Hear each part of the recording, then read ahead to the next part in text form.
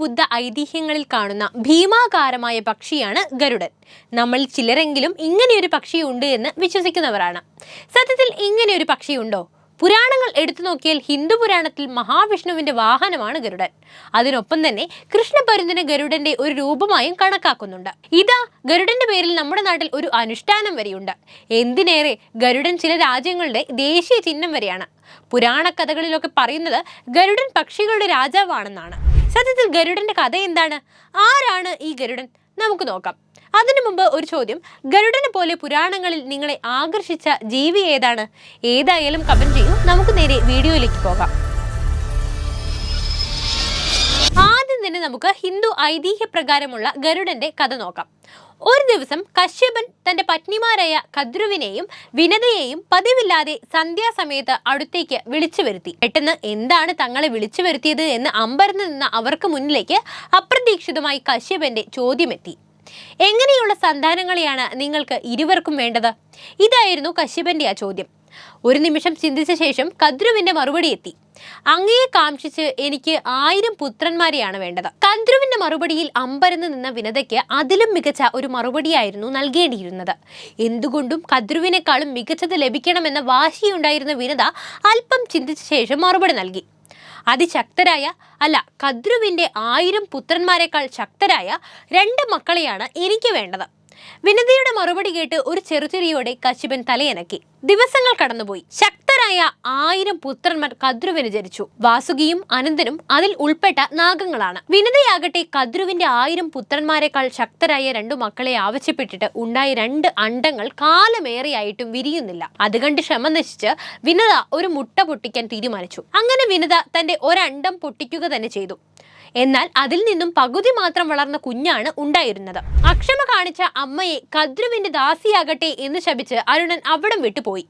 അങ്ങനെ ആ 2ാമത്തെ മുട്ട വിരിഞ്ഞുണ്ടായ പുത്രനാണ് ഗരുഡൻ. അതിനിടെ കദ്രുവുമായി ഒരു പന്തയത്തിൽ ഏർപ്പെട്ട വിനത നാഗങ്ങളുടെ ചതിപ്രയോഗം കാരണം തോറ്റ് കദ്രുവിന്റെ ദാസിയായി മാറുകയും ചെയ്തു. ശേഷം ദാസ്യം ഒഴിവാക്കാനായി നാഗങ്ങളുടെ ആവശ്യപ്രകാരം അമൃത് കൈക്കലാക്കാൻ ശ്രമിക്കുന്നതിനിടെ ഗരുഡൻ ഇന്ദ്രനെ തോൽപ്പിക്കുന്നു.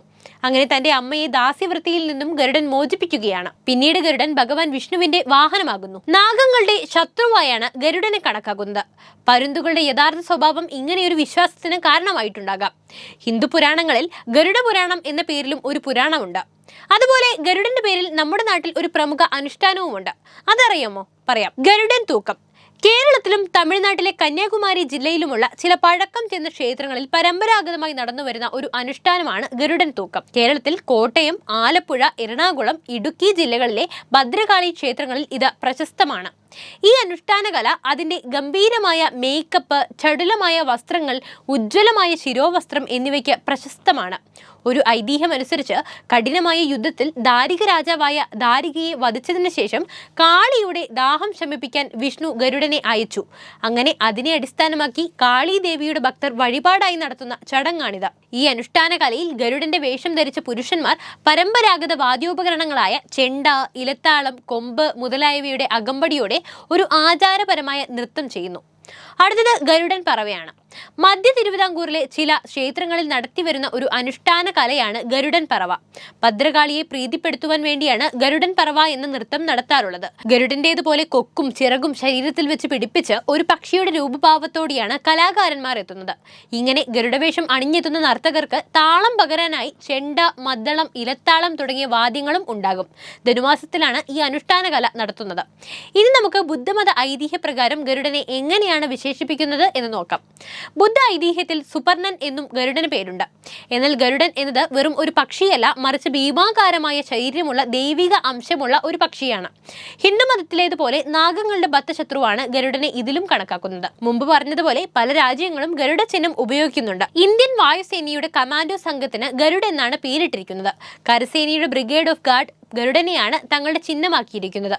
KSRTCയുടെ വോൾവോ ബസ്സുകളുടെ പേരും ഗരുഡ എന്നാണ്. ഇന്തോനേഷ്യ, തായ്ലൻഡ്, ഉലാൻ ബാത്തർ അഥവാ മംഗോളിയ എന്നിവയുടെ ദേശീയ ചിഹ്നം ഗരുഡനാണ്. ഇന്തോനേഷ്യയുടെ നാഷണൽ കാരിയർ വിമാന സർവീസായ ഗരുഡ എയർലൈൻസിന്റെ പേര് വന്നതും ഇത്തരത്തിലാണ്. കാര്യം ഇങ്ങനെയൊക്കെ ആണെങ്കിലും ഒന്ന് ഓർമ്മിപ്പിക്കാം, ഗരുഡൻ എന്നത് പുരാണങ്ങളിലെ പക്ഷിരാജാവ് മാത്രമാണ്.